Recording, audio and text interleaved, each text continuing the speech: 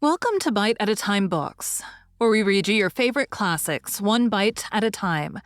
My name is Bree Carlile, and I love to read, and wanted to share my passion with listeners like you. Be sure to follow the show on your favorite podcast platforms so you get all the new episodes. Or you can follow the show on YouTube, where we have playlists for all the stories. You can find us on all the social medias, at Bite at a Time Books, or on our website, biteatatimebooks.com, where you can also sign up for our newsletter for more information on what we're reading and what's coming next for the podcasts. We're a part of the Bite at a Time Books Productions Network.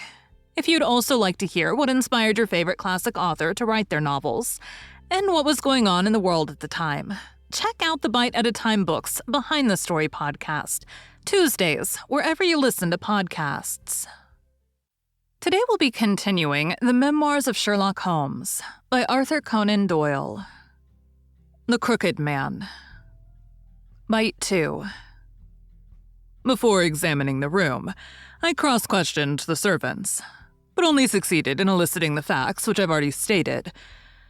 One other detail of interest was remembered by Jane Stewart, the housemaid. You'll remember that on hearing the sound of the quarrel, she descended and returned with the other servants. On that first occasion, when she was alone, she says that the voices of her master and mistress were sunk so low that she could hear hardly anything, and judged by their tones rather than their words that they had fallen out. On my pressing her, however, she remembered that she heard the word David uttered twice by the lady.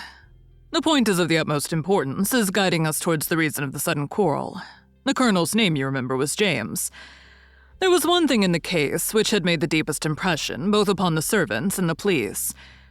This was the contortion of the colonel's face. It had set, according to their account, into the most dreadful expression of fear and horror which a human countenance is capable of assuming. More than one person fainted at the mere sight of him, so terrible was the effect. It was quite certain that he had foreseen his fate, and that it had caused him the utmost horror. This, of course, fitted in well enough with the police theory. If the colonel could have seen his wife making a murderous attack upon him, nor was the fact of the wound being on the back of his head a fatal objection to this, as he might have turned to avoid the blow. No information could be got from the lady herself, who was temporarily insane from an acute attack of brain fever.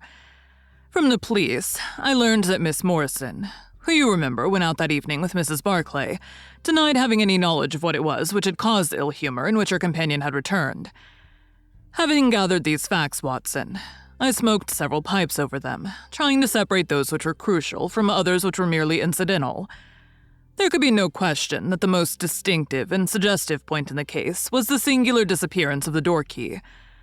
A most careful search had failed to discover it in the room.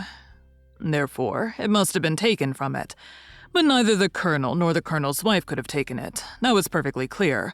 Therefore, a third person must have entered the room, and that third person could only have come in through the window. It seemed to me that a careful examination of the room and the lawn might possibly reveal some traces of this mysterious individual. You know my methods, Watson.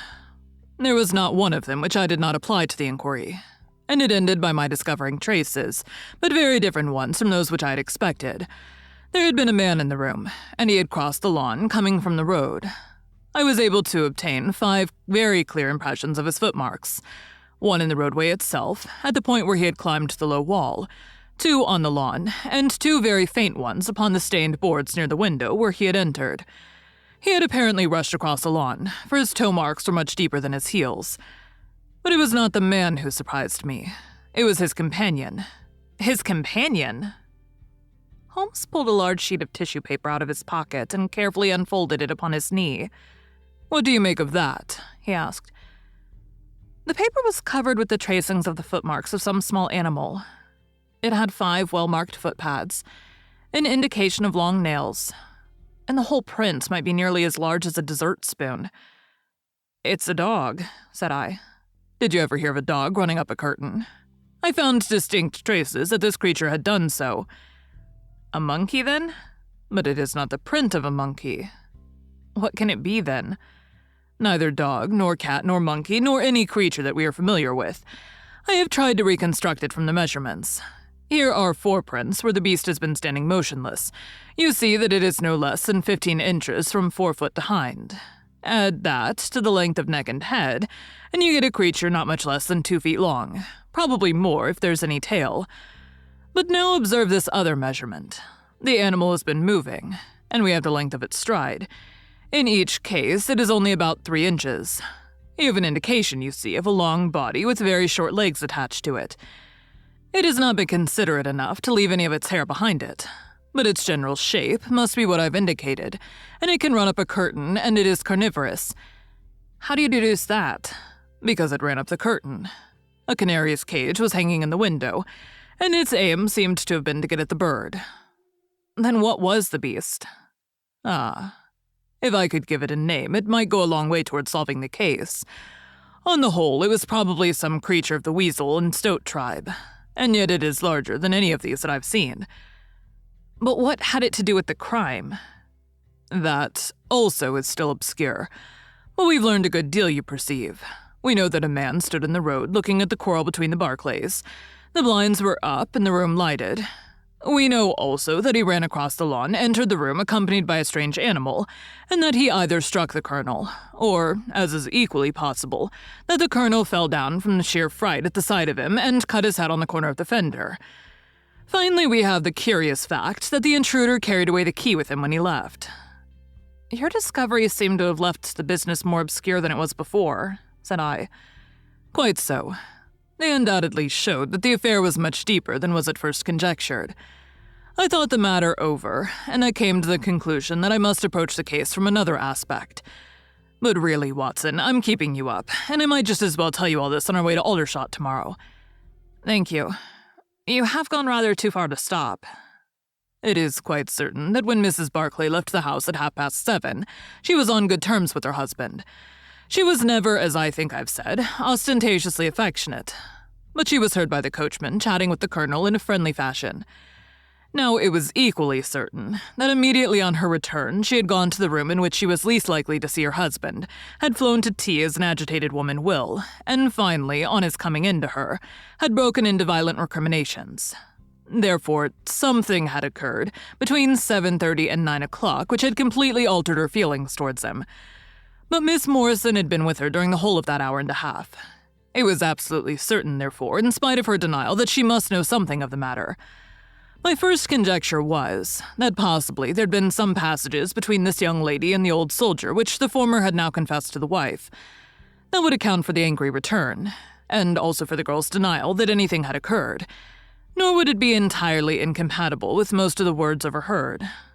But there was the reference to David, and there was the known affection of the colonel for his wife, to weigh against it, to say nothing of the tragic intrusion of this other man, which might, of course, be entirely disconnected with what had gone before. It was not easy to pick one's steps.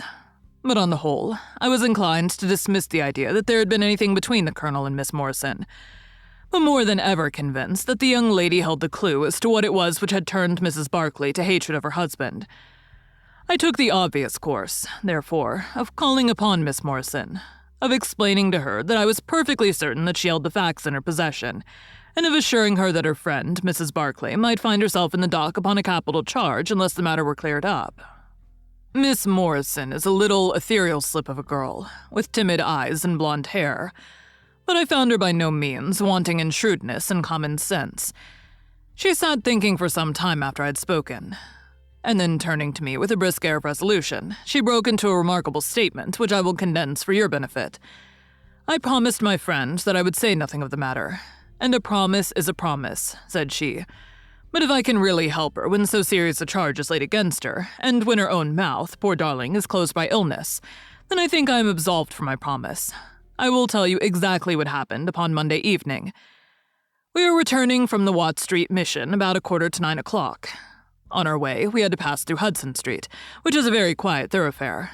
There's only one lamp in it upon the left-hand side, and as we approached this lamp, I saw a man coming towards us with his back very bent and something like a box slung over one of his shoulders. He appeared to be deformed, for he carried his head low and walked with his knees bent. We were passing him when he raised his face to look at us in the circle of light thrown by the lamp, and as he did so, he stopped and screamed out in a dreadful voice, "My God, it's Nancy!" Mrs. Barclay turned as white as death, and would have fallen down had the dreadful-looking creature not caught hold of her. I was going to call for the police, but she, to my surprise, spoke quite civilly to the fellow. "I thought you had been dead this 30 years, Henry," said she in a shaking voice. "So I have," said he. And it was awful to hear the tones that she said it in. He had a very dark, fearsome face, and a gleam in his eyes that comes back to me in my dreams. His hair and whiskers were shot with gray, and his face was all crinkled and puckered like a withered apple. "Just walk on a little way, dear," said Mrs. Barclay. "I want to have a word with this man. There's nothing to be afraid of." She tried to speak boldly, but she was still deadly pale and could hardly get her words out for the trembling of her lips. I did as she asked me, and they talked together for a few minutes. Then she came down the street with her eyes blazing, and I saw the crippled wretch standing by the lamp-post and shaking his clenched fists in the air as if he were mad with rage. She never said a word until we were at the door here, when she took me by the hand and begged me to tell no one what had happened. "It's an old acquaintance of mine who has come down in the world," said she. When I promised her I would say nothing, she kissed me, and I have never seen her since. I've told you now the whole truth, and if I withheld it from the police, it is because I did not realize then the danger in which my friend stood. I know that it can only be to her advantage that everything should be known. There was her statement, Watson. And to me, as you can imagine, it was like a light on a dark night. Everything which had been disconnected before began at once to assume its true place, and I had a shadowy presentiment of the whole sequence of events. My next step, obviously, was to find the man who had produced such a remarkable impression upon Mrs. Barclay. If he were still in Aldershot, it should not be a very difficult matter. There are not such a very great number of civilians, and a deformed man was sure to have attracted attention.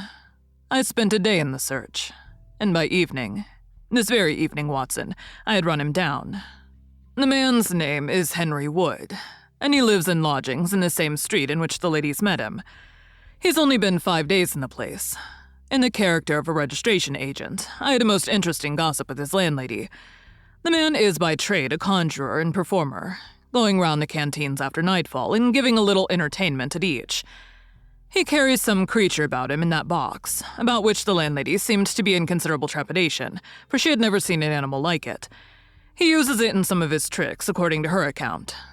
So much the woman was able to tell me, and also that it was a wonder the man lived, seeing how twisted he was, and that he spoke in a strange tongue sometimes, and that for the last 2 nights she had heard him groaning and weeping in his bedroom. He was all right, as far as money went, but in his deposit he had given her what looked like a bad florin. She showed it to me, Watson, and it was an Indian rupee. So now, my dear fellow, you see exactly how we stand and why it is I want you. It is perfectly plain that after the ladies parted from this man, he followed them at a distance, that he saw the quarrel between husband and wife through the window, that he rushed in, and that the creature which he carried in his box got loose.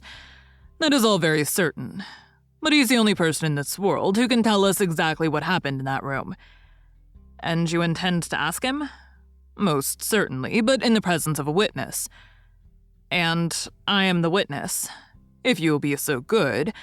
If he can clear the matter up, well and good. If he refuses, we have no alternative but to apply for a warrant. But how do you know he'll be there when we return? You may be sure that I took some precautions. I have one of my Baker Street boys mounting guard over him, who would stick to him like a burr, go where he might. We shall find him in Hudson Street tomorrow, Watson. And meanwhile, I should be the criminal myself if I kept you out of bed any longer. Thank you for joining Bite at a Time Books today, while we read a bite of one of your favorite classics. Again, my name is Bree Carlile, and I hope you join us tomorrow for the next bite of the Memoirs of Sherlock Holmes. If you enjoyed our show, be sure to follow us so you get all the new episodes. We would also love for you to drop us a rating on your favorite podcast platform. You can catch us on all the social medias at Bite at a Time Books, or check out our website, biteatatimebooks.com, where you can sign up for our newsletter. Our show is part of the Bite at a Time Books Productions Network.